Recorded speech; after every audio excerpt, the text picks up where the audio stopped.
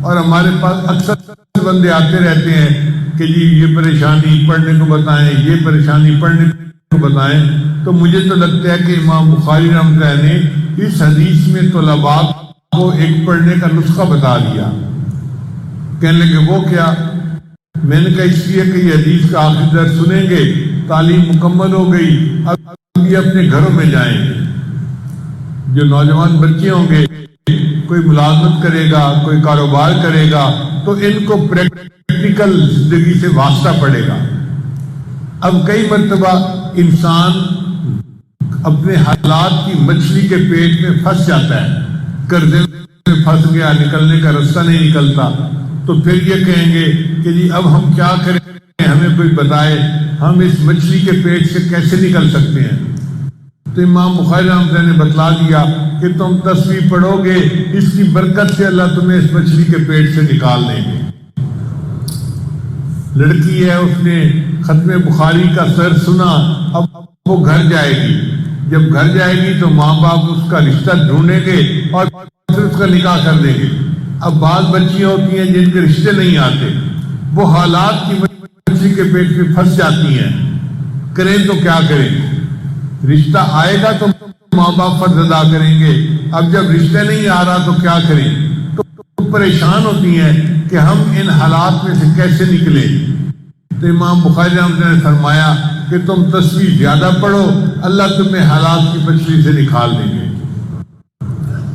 واقعہ یہ ہے کہ پیغمبر اسلام تھے یونس علیہ السلام، ان کو مچھلی نے اپنے پیٹ میں لے لیا تھا، زندہ نکل لیا تھا. اب وہاں پر ان کو کوئی نکلنے کا راستہ نظر نہیں آتا تھا. 3 اندھیروں میں تھے، ایک رات کا اندھیرا، ایک سمندر کی تہہ کا اندھیرا اور ایک مچھلی کے پیٹ کا اندھیرا. کہہ سکتے ہیں فی ظلمات ثلاث. اب وہ ان 3 اندھیروں میں تھے تو سمجھ نہیں آتی تھی کہ میں یہاں سے کیسے نکل سکتا ہوں. تو انہوں نے اللہ کی تسبیح بیان کر دی، پڑھا لا الہ الا انت سبحانک انی کنت من الظالمین. اللہ کی تسبیح بیان کی. قرآن مجید میں ہے کہ جب انہوں نے اللہ کی تسبیح بیان کی، اللہ نے مچھلی کو حکم دیا کہ ان کو جو ہے بحفاظت سمندر کے کنارے پر باہر نکال دو. اللہ رب العزت قرآن مجید میں فرماتے ہیں، تو غور سے سنیں، فلولا انہ کان من المسبحین، اگر یونس علیہ السلام میری تسبیح بیان نہ کرتے، للبث فی بطنہ الی یوم یبعثون، وہ قیامت تک مچھلی کے پیٹ میں اسی طرح پڑے رہتے. اب مصیبت اتنی بڑی تھی کہ قیامت تک انہوں نے مچھلی کے پیٹ میں رہنا تھا، مگر تسبیح نے ان کو مچھلی کے پیٹ سے نکال دیا اور اللہ نے ان کو آزادی عطا فرما دی. تو کوئی بندہ قرضے کی مچھلی کے پیٹ میں پھنس جائے، حالات کی مچھلی کے پیٹ میں پھنس جائے، بیماری کی مچھلی کے پیٹ میں پھنس جائے، تو وہ تسبیح پڑھے، اللہ اس کو اس مچھلی کے پیٹ سے نکال دیں گے. اور دوسری وجہ یہ کہ حضرت عمر رضی اللہ عنہ کے پاس ایک مجرم کو لایا گیا. عمر رضی اللہ عنہ نے اس کا مقدمہ سنا تو جلاد کو حکم دیا کہ اس کے 10 جوتے لگاؤ. اب جب جلاد نے اس کو جوتا لگایا نا تو اس نے کہا سبحان اللہ. یعنی اس وقت کے مجرم بھی ایسے تھے جو اول فال نہیں بکتے تھے، بلکہ جوتا لگنے پہ سبحان اللہ پڑھتے تھے. تو جب مجرم نے پڑھا سبحان اللہ، عمر اللہ نے جلاد کو اشارہ کیا دا ہو اس کو چھوڑ دو. تو وہاں ایک مفتی قسم کے صحابی تھے، ان کا نام تھا حضرت ابی ابن کعب رضی اللہ عنہ. وہ مسکرا پڑے. تو عمر اللہ نے پوچھا میں یوں دیکھو گا حضرت آپ مسکرائے کیوں ہیں؟ ان کا کہ قسم ہے اس ذات کی جس کے قبضے میں میری جان ہے، سبحان اللہ نے اس مجرم کی سزا میں کمی کروا دی. 10 جوتے لگنے تھے، سبحان اللہ پڑھا، 1 جوتے پہ معافی مل گئی. تو اگر یہ سبحان اللہ کا ذکر دنیا کی سزا میں کمی کر سکتا ہے تو یقیناً ہم اگر اس کو پڑھیں گے تو ہمارے اوپر جو حالات آتے ہیں اللہ ان مصیبتوں کو بھی کم فرما دیں گے. تو امام بخاری رحمۃ اللہ نے طلباء کو یہ سبق دیا کہ تمہیں کسی عامل کے پاس جانے کی ضرورت نہیں ہے. تم حالات کی مچھلی کے پیٹ میں پھنس گئے ہو، سبحان اللہ کی کثرت کرو، اللہ نکال دیں گے اور پھر اچھے حالات تمہارے اوپر لے آئیں گے۔ یہ 10 اسباب ہمیں زبانی یاد ہونے چاہیے تاکہ ہم ان کے ذریعے سے اپنے گناہوں کی بخشش کا بندوبست کر لیں۔ سب سے پہلا سبب استغفار۔ استغفار کہتے ہیں کہ اپنے گزرے ہوئے گناہوں پر نادم ہونا۔ شریعت نے کہا الندم توبۃ، ندامت یہ توبہ ہے، اور حدیث مبارکہ میں ہے کہ قیامت کے دن سب سے زیادہ خوش انسان وہ ہوگا من وجد فی صحیفتہ استغفارا کثیرا، جس کے نام اعمال میں کثرت کے ساتھ استغفار لکھا ہوا ہوگا۔ تو ہمیں کثرت سے استغفار پڑھنا چاہیے۔ چنانچہ ایک شخص حضرت حسن اللہ عنہ کے پاس آیا، حضرت بہت گناہگار ہوں، کوئی عمل بتائیں۔ فرمایا استغفار پڑھو۔ ایک اور آدمی آیا، حضرت بارش نہیں ہو رہی، کوئی عمل بتائیں۔ فرمایا استغفار پڑھو۔ پھر ایک آدمی آیا کہ حضرت بہت قرضہ چڑھ گیا، دعا کریں کہ کوئی اسباب بن جائیں رزق کے، مال کے، تاکہ قرضہ اتر جائے۔ فرمایا استغفار پڑھو۔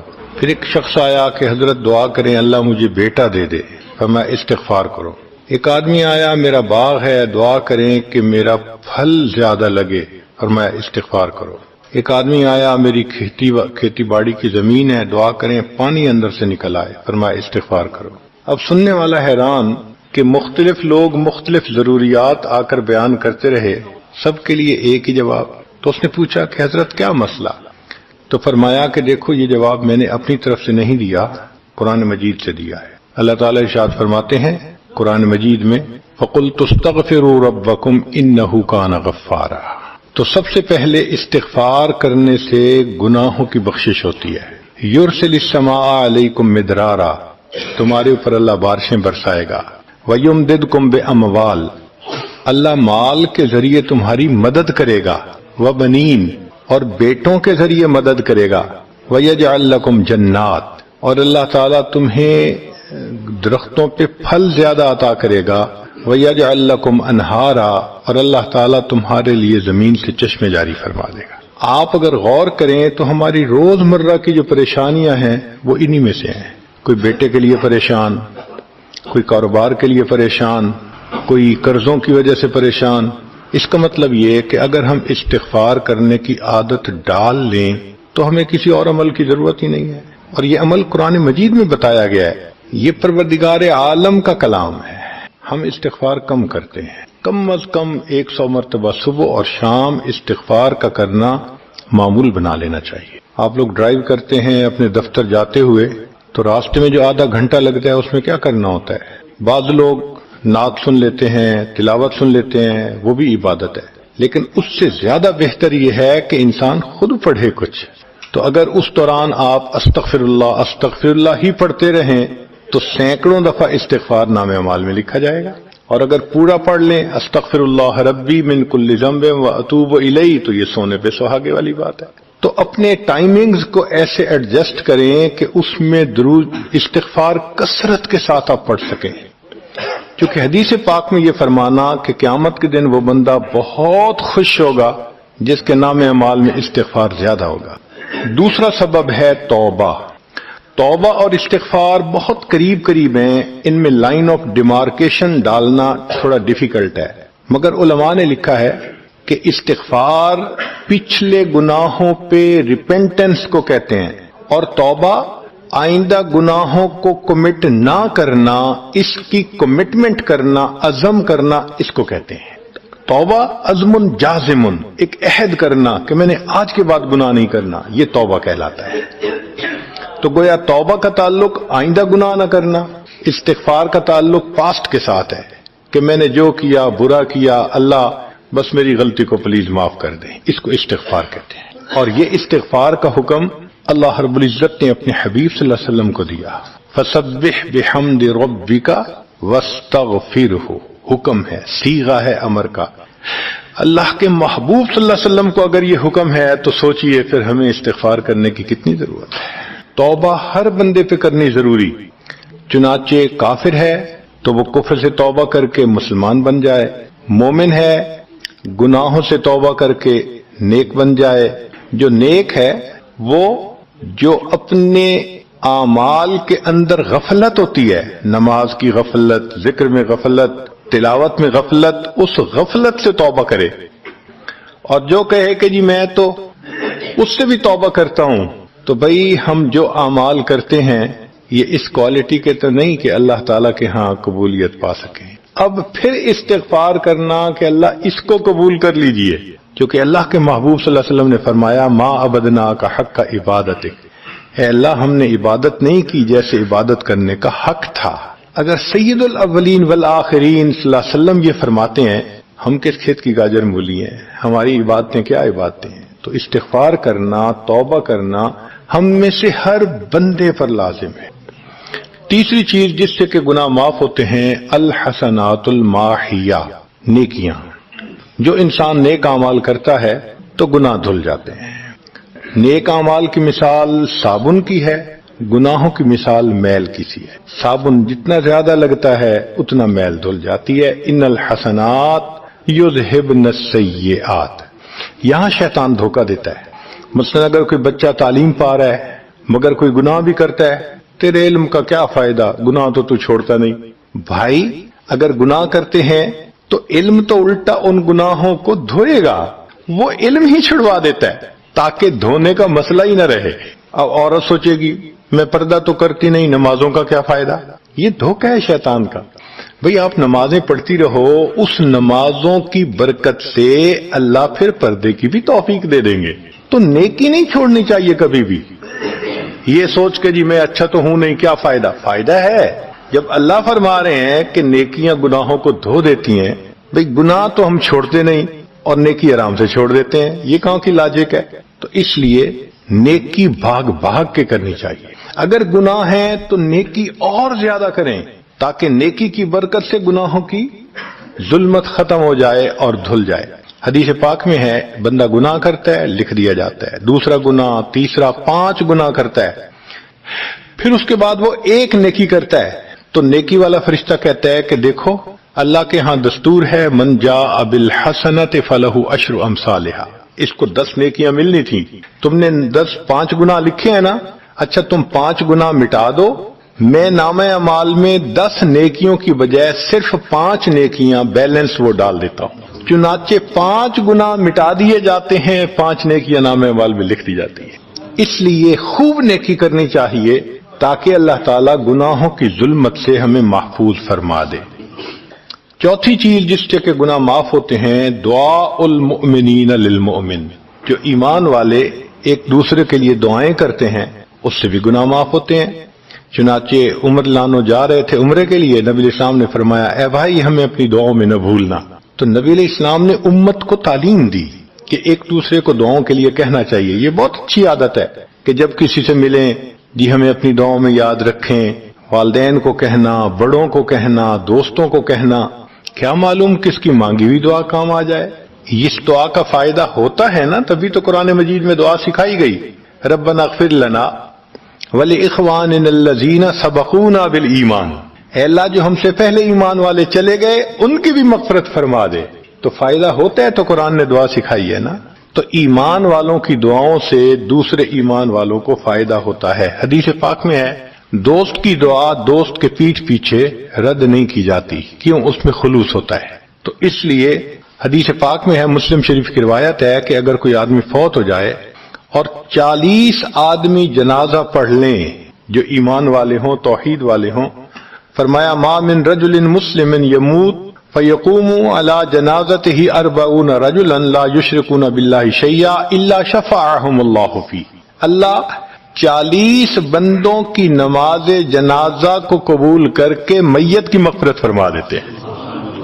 5واں عمل ما یعمل للمیت من اعمال البر، ہم اپنے فوت شدہ لوگوں کے لیے جو نفل کے کوئی نیک کام کرتے ہیں اس سے بھی ان کے گناہ معاف ہوتے ہیں۔ مثلا صدقہ کر دیا، قرآن پاک پڑھا، ان کو بخش دیا، ان کی طرف سے عمرہ کیا، حج کیا، ان نفلی اعمال کا ثواب ان کو ملتا ہے، اس کی وجہ سے ان کے گناہوں کو معاف کر دیا جاتا ہے۔ چنانچہ حضرت شیخ الحدیث رحمۃ اللہ علیہ نے فضائل ذکر میں یا کسی اور کتاب میں واقعہ لکھا ہے کہ ایک اللہ والے تھے، قبرستان کے قریب سے جاتے ہوئے انہوں نے کچھ پڑھ کے قبرستان والوں کو بخش دیا. رات خواب دیکھا کہ وہی قبرستان والے ہیں اور ایک آدمی آتا ہے جیسے کوئی ڈاک تقسیم کرنے والا ڈاکیا ہوتا ہے اور سب اس کی طرف بھاگ پڑتے ہیں جیسے ڈاک لینے کے لیے. ایک بندہ پیچھے آرام سے بیٹھا ہوتا ہے. وہ پوچھتا ہے کیا معاملہ؟ وہ کہتا ہے کہ یہ فرشتہ آیا ہے، روزانہ کی جو ڈاک آئی ہے نا نیکیوں کی، جو اولاد نے، رشتہ داروں نے، دوستوں نے کیے، لہذا وہ اعمال نیکیاں ملتی ہیں تو یہ سب لوگ جاتے ہیں کہ نیکیاں ملیں گی، ہمارا درجہ بڑھے گا. اس نے کہا کہ آپ کو ضرورت نہیں ہے. کہنے لگا ہاں میں لے لوں گا، مگر میرا ایک بیٹا ہے جسے میں نے قرآن پاک کا حافظ بنایا، اس کی دکان ہے، وہ سارا دن دکان پہ بیٹھا رہتا ہے اور ساتھ ساتھ قرآن پڑھتا رہتا ہے، تو مجھے اتنی نیکیاں مل جاتی ہیں کہ میں بعد میں لے لوں گا. اس نے کہا بیٹا کہاں؟ اس نے کہا فلاں جگہ دکان ہے. وہ اللہ والے جب وہاں گئے اگلے دن تو دیکھا کہ ایک نوجوان ہے اور وہ بیٹھا ہوا ہے، گاہک آتا ہے تو اس کو سودا بیچ دیتا ہے، جب گاہک کوئی نہیں ہوتا تو وہ قرآن پڑھنا شروع کر دیتا ہے. تو وہ سمجھ گیا کہ میرا خواب سچا تھا، اس بچے کے قرآن پڑھنے سے اس کے والد کو خوب بینیفٹ مل رہا ہے. کچھ عرصے کے بعد دوبارہ پھر اسی قبرستان کے قریب سے گزرے، پھر انہوں نے کچھ پڑھ کے بخش دیا. رات خواب میں دیکھا کہ اب جب تقسیم ہوا تو سب بھاگے تو وہ بندہ بھی بھاگا. انہوں نے کہا آپ بھی بھاگ رہے ہو؟ کہنے لگا ہاں میں اس لیے بھاگ رہا ہوں کہ میرا وہ بیٹا فوت ہو گیا، اب مجھے قرآن پڑھ کے بخشنے والا کوئی ایسا ہے نہیں، تو جو عام ایمان والوں کا ثواب آتا ہے میں بھی اسی میں سے اپنا حصہ لینے کے لیے جا رہا ہوں. تو ایمان والوں کے ان اعمال کا ثواب بھی ملتا ہے، اور اصل میں یہ اسی بندے کا اپنا عمل ہوتا ہے. یہ ذہن میں رکھنا کہ جو ایمان والے پڑھ کے بخشتے ہیں نا، اس کا ثواب کیوں ملتا ہے؟ اس کا اپنا عمل. دیکھو اس نے نیکوں سے تعلق جوڑا. وہ بھی تو ہوتے ہیں جن کے مرنے کے بعد پیچھے ریچھ کتے کی لڑائی کرواتے ہیں، میلے لگواتے ہیں، موسیقی کی محفلیں ہوتی ہیں، وہ بھی تو ہوتے ہیں نا، تو ان کو کچھ نہیں ملتا. اس بندے نے نیکوں سے محبت کی، یہ اس کا اپنا عمل ہے، اس کی محبت کی وجہ سے اب یہ لوگ اس کو پڑھتے ہیں، اللہ اس کو ثواب پہنچا دیتے ہیں، اس کے اپنا عمل ہے اصل میں. چھٹی چیز جس کی وجہ سے گناہ معاف ہوتے ہیں، المصائب التی یکفر اللہ بها الخطایا فی الدنیا. دنیا میں انسان کو جو مشکلات، تکلیفیں، مصیبتیں پہنچتی ہیں ان کی وجہ سے گناہ معاف کر دیے جاتے ہیں. کوئی مصیبت دنیا میں پہنچتی ہے گناہ معاف ہوتے ہیں. چنانچہ نبی علیہ السلام تشریف فرما تھے، چراغ بجھ گیا، نبی علیہ السلام نے فرمایا انا للہ و انا الیہ راجعون. ام المومنین عائشہ صدیقہ عنہا نے پوچھا اللہ کے حبیب صلی اللہ علیہ وسلم یہ تو پڑھتے ہیں جب کوئی آدمی فوت ہو جاتا ہے. فرمایا عائشہ مومن کو جو بھی دنیا میں تکلیف غم پہنچتا ہے اگر وہ اس کے اوپر انا للہ پڑھ لے اس کو ثواب ملتا ہے. تو سوچنے کی بات ہے چراغ کے بجھنے پر اگر ثواب ملتا ہے تو کسی عزیز کی زندگی کا چراغ بجھ گیا اس پر کتنا ثواب ملے گا. اس لیے تکلیف آئے تو پریشان ہونے کی بات نہیں ہوتی، صبر کرنے کی بات ہوتی ہے. انسان بے صبری کے ذریعے خواہ مخواہ اس تکلیف پر ملنے والے ثواب سے اپنے آپ کو محروم کر دیتا ہے. بے صبری سے تکلیف ختم نہیں ہوتی، ثواب ملنا بند ہو جاتا ہے. تو بے صبری کا کیا فائدہ؟ اور ہو سکتا ہے کہ یہ مصیبت جو آئی یہ بندے نے خود مانگی ہو. یہ بھی عجیب بات ہے. آپ کہیں گے جی کوئی بندہ مصیبت تو نہیں مانگتا. ہاں ہو سکتا ہے مانگی ہو. کیسے؟ کہ دعا مانگی اللہ مجھے قیامت کے دن میرے محبوب صلی اللہ علیہ وسلم کے ہاتھوں حوض کوثر کا جام عطا کر دینا. اللہ نے دعا قبول کر لی. عمل تو ہے نہیں کہ یہ نعمت نصیب ہو. تو اب کیسے ملے گا؟ اللہ تعالی بیماری، مصیبت، پریشانی کچھ اس کے اوپر بھیج دیتے ہیں. اگر یہ بندہ اس پر صبر کر لیتا ہے اس کو بہانہ بنا کر اللہ اس کو وہ نعمت عطا فرما دیتے ہیں.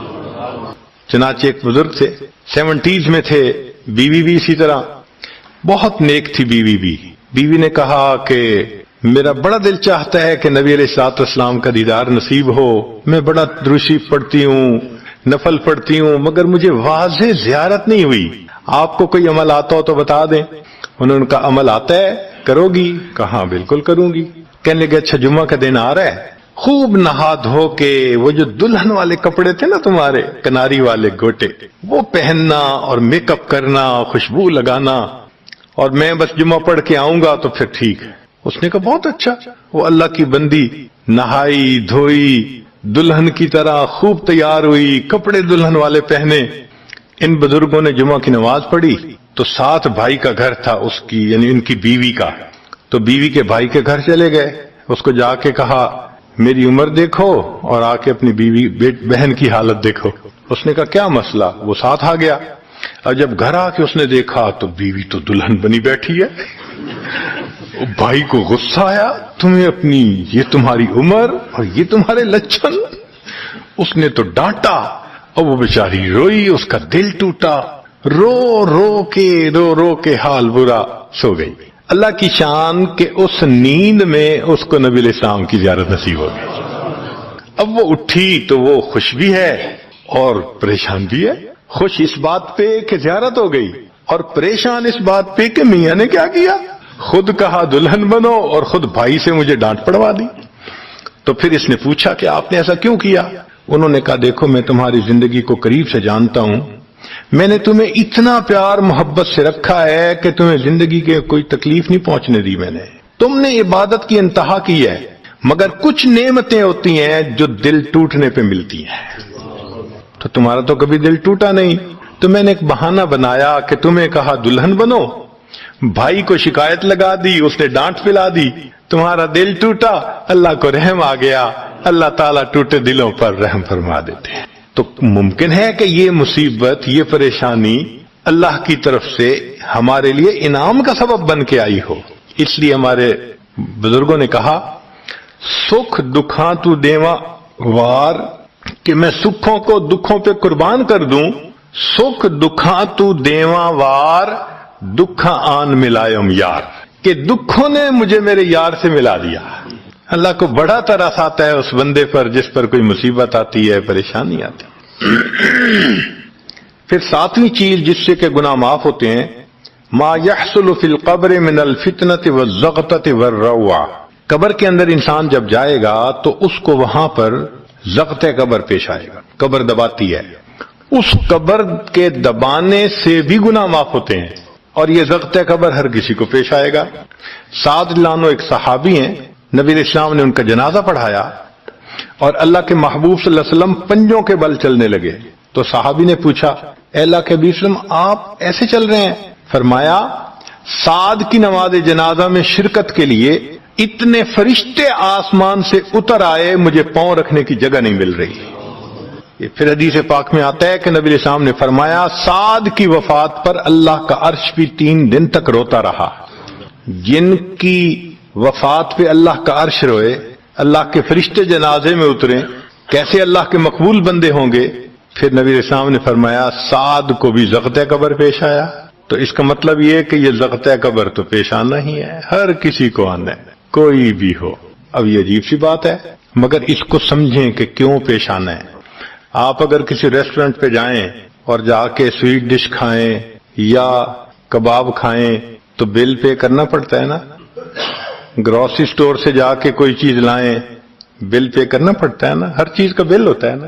اس دنیا میں انسان جو مزے لیتا ہے بھلے جائز صحیح، ان کی بھی ایک کاسٹ ہے اور وہ اسے پے کرنی پڑے گی، اور وہ کاسٹ زغط قبر سے پے ہوگی۔ اس لیے جس کی زندگی غربت میں گزری ہوگی اس کا زغط قبر بہت کم ہوگا، اور جس نے عیش آرام مزے سہولت انجوائے کیا کاسٹ تو دینی پڑے گی نا۔ تو زغط قبر تو پیش آنا ہے۔ ہمارے والد صاحب بچپن میں دیکھتا تھا میں کہ بہت اچھا سالن بنا ہوتا تھا نا، تو اکثر وہ گلاس پانی کا اٹھاتے تھے اور ایک گھونٹ پانی ڈال دیتے تھے۔ مجھے سمجھ نہیں آتی تھی یہ کیا کرتے ہیں، میں اکثر ان سے پوچھتا تھا اب وہ آپ ایسے کیوں کرتے ہیں، نہیں بتاتے تھے۔ جب ان کی وفات ہوئی تو بعد میں والدہ صاحبہ نے کہا کہ اصل میں وہ یہ کہا کرتے تھے کہ نفس میرا دشمن ہے، میں اس نفس کو لذتیں کیوں دوں۔ وہ لذیذ کھانے کے اوپر بھی ایک گھونٹ پانی ڈال کے اس کو کم مزے والا بنا لیا کرتے تھے، جائز لذتوں کو بھی کم کر لیتے تھے۔ ہمارا کیا حال ہوگا جو ناجائز لذتوں کے پیچھے بھاگ۔ تو یہ زغط قبر مومن کو بھی پیش آتا ہے اور کافر کو بھی، مگر فرق ہے، کافر کو پیش آئے گا کہ حدیث پاک میں آتا ہے دائیں طرف کی پسلیاں بائیں طرف اور بائیں کی پسلیاں دائیں طرف، یوں پسلیاں توڑ کے رکھ دیں گے۔ اور مومن کو بھی زغط قبر پیش آئے گا، مگر مومن کو زغط قبر تکلیف نہیں دے گا اتنی اگر نیک ہوا. کیوں؟ اچھا آپ بتائیں سر میں درد ہو تو آپ کہتے ہیں نا ذرا سر دبا دو، تو تکلیف ہوتی ہے یا راحت ملتی ہے؟ سر دبانے سے راحت ملتی ہے. جس طرح سر درد میں کوئی دبائے سر کو راحت ملتی ہے، ایسے ہی مومن کو ضغط قبر تو پیش آئے گا مگر مومن کے لیے راحت کا سبب ہوگا. 8ویں چیز جس سے کہ گناہ معاف ہوں گے، احوال یوم القیامت وکربھا وشدائدھا. قیامت کے دن جو انسان کو ایک وحشت کی کیفیت ہوگی، ہول کی کیفیت ہوگی، خوف ڈر کی کیفیت ہوگی. اللہ اکبر. امام غزالی رحمت اللہ علیہ نے تفصیل لکھی ہے کہ سارے لوگ کھڑے ہوں گے اور سورج بہت قریب ہوگا، پسینے میں شرابور ہوں گے. اللہ اکبر. اس وقت جہنم کے اندر ابال آئے گا اور جہنم کے اندر سے انگارے اٹھ کر اوپر جائیں گے اور واپس گریں گے. فرماتے ہیں اس وقت انبیاء میں سے کوئی نبی بھی ایسا نہیں ہوگا جس کو یہ ڈر نہ ہو کہ کہیں انگارے میرے اوپر نہ آ جائیں. اگر انبیاء بھی تھرا رہے ہوں گے ہمارا اس دن کیا حال ہوگا. تو قیامت کے دن کی دہشت اور وحشت کوئی چھوٹی چیز نہیں ہے، مگر اس سے بھی اللہ تعالیٰ ایمان والوں کے گناہوں کو معاف فرما دیں. پھر 9ویں چیز جس سے کہ گناہ معاف ہوں گے، شفاعت النبی صلی اللہ علیہ وسلم فی اہل الذنوب یوم القیامہ. قیامت کے دن اللہ کے پیارے حبیب صلی اللہ علیہ وسلم جو اپنی امت کے لیے شفاعت فرمائیں گے، اللہ اس پر بھی امتیوں کے گناہوں کو معاف فرما دیں گے. نبی اسلام نے ارشاد فرمایا کہ اللہ رب العزت نے ہر نبی علیہ السلام کو ایک ایسی دعا مانگنے کا اختیار دیا کہ جیسی دعا مانگی جائے گی منوان قبول ہو جائے گی. تو انبیاء نے دعائیں مانگی تو صحابی نے پوچھا اے اللہ کے حبیب صلی اللہ علیہ وسلم آپ کو بھی اختیار دیا گیا؟ فرمایا مجھے بھی اختیار دیا گیا. اے اللہ کے حبیب صلی اللہ علیہ وسلم آپ نے کیا دعا مانگی؟ فرمایا میں نے کوئی دعا نہیں مانگی، میں نے اس کو ذخیرہ رکھ لیا. قیامت کے دن جب میری گنہگار امت کا حساب ہوگا اس وقت میں وہ دعا مانگوں گا، امت کو لے کے جنت میں جاؤں گا. اللہ کے محبوب صلی اللہ علیہ وسلم کو امت سے کتنا پیار تھا. کوئی ماں اولاد کے لیے 23 سال نہیں روتی. جوان بیٹا فوت ہو 2-4 مہینے رو کے پھر نارمل لائف ہو جاتی ہے. کوئی باپ اولاد کے لیے 23 سال نہیں روتا. اللہ کے پیارے حبیب صلی اللہ علیہ وسلم امت کے لیے 23 سال آنسو بہاتے. رب امتی رب امتی رب امتی دعا مانگتے تھے، لمبے سجدے. ام المومنین عائشہ رضی اللہ عنہا فرماتی ہیں کہ محبوب صلی اللہ علیہ وسلم کے آنسو جو مصلی پہ گرتے تھے مجھے لگتا تھا کہ بارش کے قطرے زمین کے اوپر گر رہے ہیں، ایسے آواز محسوس ہوتی تھی. اور اتنا لمبا سجدہ ہوتا تھا کہ کبھی کبھی میں اٹھ کے محبوب صلی اللہ علیہ وسلم کے پاؤں کے انگوٹھے کو ٹچ کرتی تھی کہ ابھی جان تو سلامت ہے نا. تب مجھے احساس ہوتا تھا نہیں ابھی تک نہیں، سجدہ لمبا ہو گیا. اتنا لمبا سجدہ کس کے لیے؟ اللہ امت کو گناہوں کو معاف فرما دے، امت کے گناہوں کو معاف. چنانچہ جب نبی علیہ الصلوۃ والسلام پر آخری یعنی مرض آئی، بیماری کی کیفیت آئی، تو اللہ کے حبیب صلی اللہ علیہ وسلم کو بخار بہت تیز ہو گیا تھا. اور جو مسجد میں آخری مرتبہ لائے تھے تو 2 آدمی تھے، ایک ادھر تھا ایک ادھر تھا، اور اللہ کے حبیب صلی اللہ علیہ وسلم نے ان کا سہارا لیا تھا اور بہت مشکل سے چل کے تشریف لائے تھے. یہ آخری نماز تھی. پھر واپس تشریف لے گئے، بخار اور تیز ہو گیا. سیدہ عائشہ رضی اللہ عنہا فرماتی ہیں کہ میں نے اوپر کپڑا سا ڈال دیا، کپڑے کے اوپر سے مجھے گرمی محسوس ہو رہی تھی. میں نے پانی کا ایک پیالہ پیش کیا، اللہ کے حبیب صلی اللہ علیہ وسلم پانی کے پیالے میں ہاتھ مبارک ڈالتے تھے اور اپنے چہرے پہ لے رہے تھے. اور جسم تھا کہ جیسے کوئی گرم چیز میں سے گرمی نکل رہی ہوتی ہے، اس طرح وہ بخار سے دہک رہا تھا. فرماتی ہیں کہ مجھے محسوس ہوا کہ یہ تو بہت تیز بخار ہے، کبھی ایسا نہیں دیکھا. تو میں نے پوچھا اے اللہ کے حبیب صلی اللہ علیہ وسلم بخار ایسا تو کبھی نہیں دیکھا، اتنا زیادہ تیز اتنا زیادہ تیز. نبی علیہ السلام نے فرمایا عائشہ، مومن کو سکرات موت کے وقت جو تکلیف ہوتی ہے اس پر بھی اس کے گناہ معاف ہوتے ہیں. میں نے اللہ سے یہ دعا مانگی تھی، اللہ جب میری سکرات کا وقت آئے تو مجھے تکلیف زیادہ دے دینا اور اس کے بدلے اللہ میری امت کے گناہوں کو معاف فرما دینا. عائشہ یہ وہ سکرات ہے جس کی وجہ سے مجھے تکلیف بہت ہے. اللہ کے محبوب صلی اللہ علیہ وسلم کو اتنی تکلیف ہو رہی تھی. اتنے میں اطلاع ملی، دروازہ کھٹکھٹایا گیا. پوچھا کون؟ جواب ملا جبریل علیہ السلام اور اسرائیل علیہ السلام اجازت مانگتے ہیں آنے کی۔ نبی علیہ السلام نے فرمایا جبریل اندر آ جائیں، تو جبریل آئے۔ اے اللہ کے حبیب صلی اللہ علیہ وسلم، اللہ نے آپ کو یاد فرمایا ہے۔ نبی علیہ السلام نے فرمایا جبریل اللہ تعالیٰ سے پوچھ کے یہ پہلے بتاؤ میرے بعد میری امت کا کیا حال ہوگا، پہلے پوچھ کے بتاؤ۔ جبریل علیہ السلام نے اللہ تعالیٰ سے پوچھا، رب کریم نے کہا، فرمایا میرے محبوب سے جا کر کہہ دو اے محبوب آپ کے بعد آپ کی امت کو تنہا نہیں چھوڑیں گے۔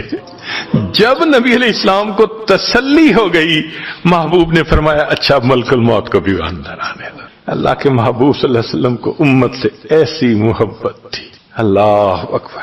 چنانچہ حدیث پاک میں ہے کہ نبی علیہ الصلوۃ والسلام نے فرمایا خیرت بین ان یدخل نصف امتی الجنہ و بین شفاعہ، اللہ رب العزت نے مجھے چوائس دیا، اختیار دیا کہ اے میرے حبیب صلی اللہ علیہ وسلم آپ چاہیں تو آپ کی آدھی امت کو بلا حساب جنت بھیج دیں گے، اور آپ چاہیں تو جن کی آپ شفاعت کریں ان کو بھیجیں گے۔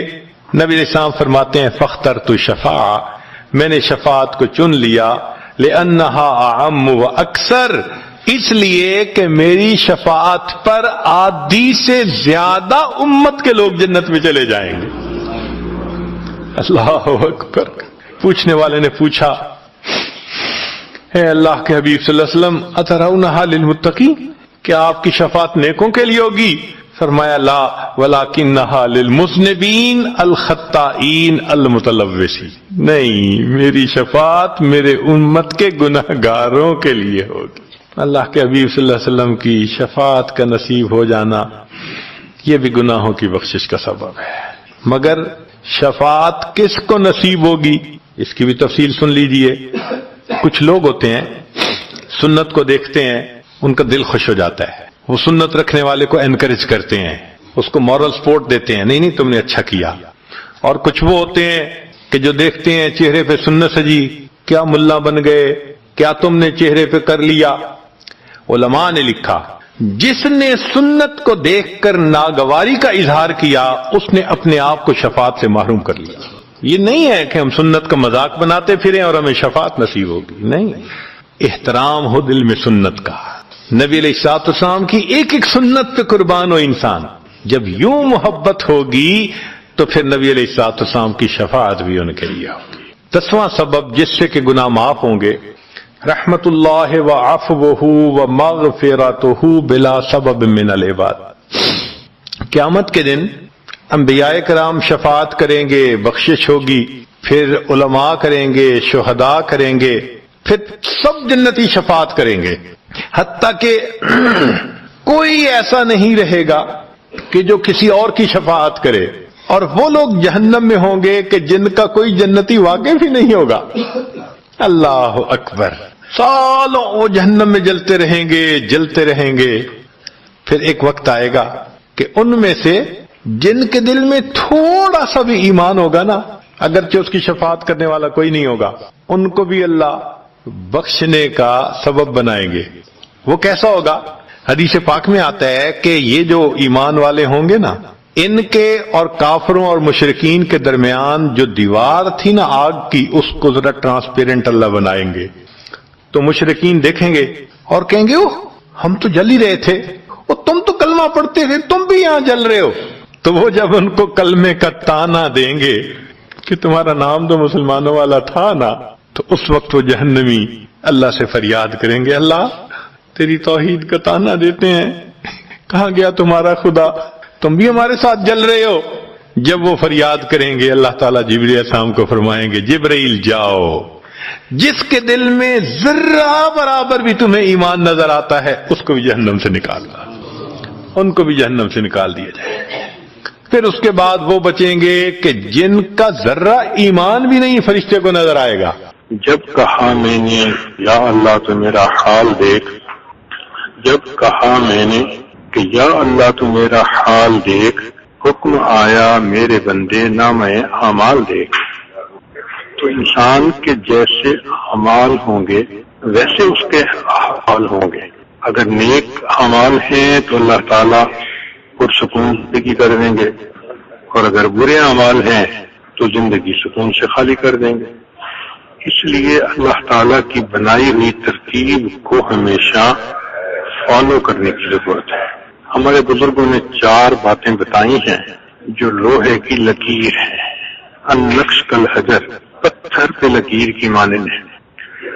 ان میں سے ایک یہ ہے کہ جو انسان اعمال سنوارتا ہے اللہ تعالیٰ اس کے حالات کو سنوار دیتے ہیں۔ اب اس کی مثال اگر آپ نے دیکھنی ہو تو قرآن مجید میں سورہ یوسف کا مطالعہ کر لیجئے کہ حضرت یوسف علیہ السلام لڑکپن کی عمر ہے اور وہ اپنے گھر سے 1000 میل سے بھی زیادہ دور کسی شہر میں پہنچے جہاں ان کو بیچا گیا اور ایک غلام کی حیثیت سے وہ ایک محل میں خادم بنے۔ ایک ہوتا ہے نوکر، اس کی بھی کوئی حیثیت ہوتی ہے، اس لیے کہ اس کو اس جاب کے پیچھے پے ملتی ہے، سیلری ملتی ہے، لیکن غلام تو محنت کر کے خدمت کر کے سیلری کا بھی حقدار نہیں ہوتا، تو وہ غلام تھے۔ اب سوچئے کہ نہ کوئی رشتہ دار پاس ہے، نہ مال ہے، نہ علم ہے، نہ اس وقت بدن میں طاقت پوری ہے، لڑکپن کی عمر ہے، سمجھ اتنی ہے نہیں، اور وہ ایک ایسے حالات میں آ گئے کہ جہاں ایک گھر کے اندر ان کو کام کرنے ہیں۔ اب سوچئے کہ وہاں رہتے ہوئے انہوں نے اپنے والد کی دی ہوئی تعلیمات پر عمل کیا اور اسی حال میں ان کو جوانی ہوئی۔ چنانچہ اللہ تعالیٰ ارشاد فرماتے ہیں فلما بلغ اشدہ آتیناہ حکما وعلما، جب وہ اپنی بھرپور جوانی کی عمر کو پہنچے تو ہم نے انہیں علم اور حکم عطا فرمایا۔ اب ان کو جو اللہ نے نور دیا تو انہوں نے اس نور پر عمل کر لیا۔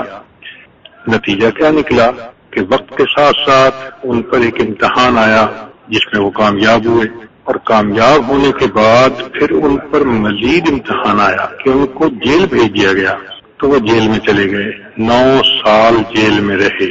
اس دوران وہاں کے بادشاہ نے خواب دیکھا جس کی تعبیر اس کے کسی بھی لوگوں کے پاس نہیں تھی، جو امراء تھے اس وقت کے، جو اسمبلی ممبر تھے اس وقت کے، جو مشیر تھے بادشاہ کے، کسی کو وہ خواب سمجھ نہیں آیا۔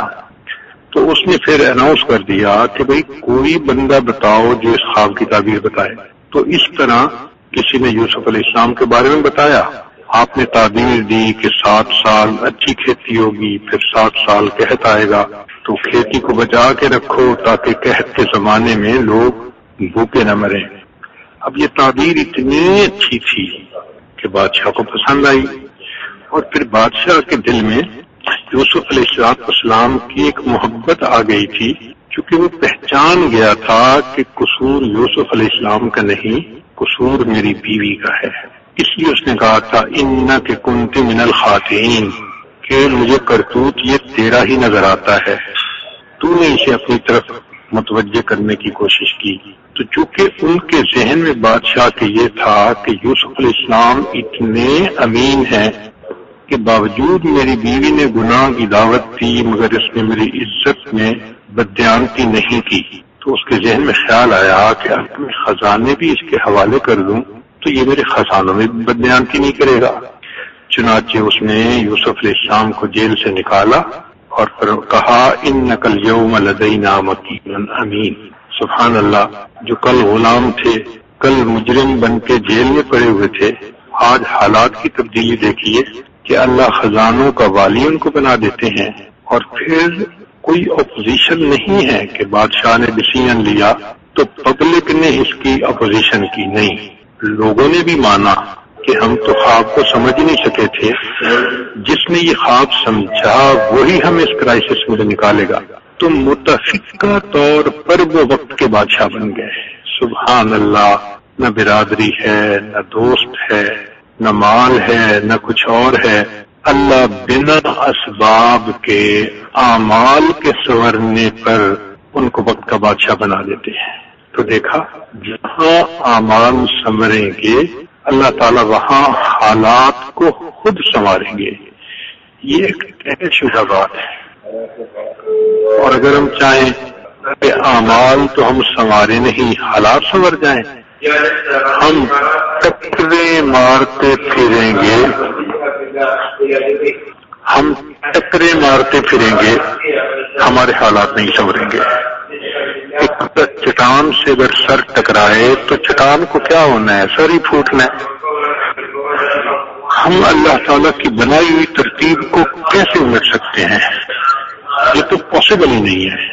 اس لیے اس بات کو ذہن میں بٹھا لینا چاہیے کہ ہمیں پہلے اعمال سنوارنے ہیں، پھر ہمارے حالات خود بہت سنوریں گے۔ اللہ تعالیٰ مغیر الاحوال ہے، وہ بندے کے حالات سنوار دیتی ہے۔ دوسری بات کہ جو انسان اپنی آخرت سنوارتا ہے اللہ تعالیٰ اس کی دنیا کو سنوار دیتے ہیں۔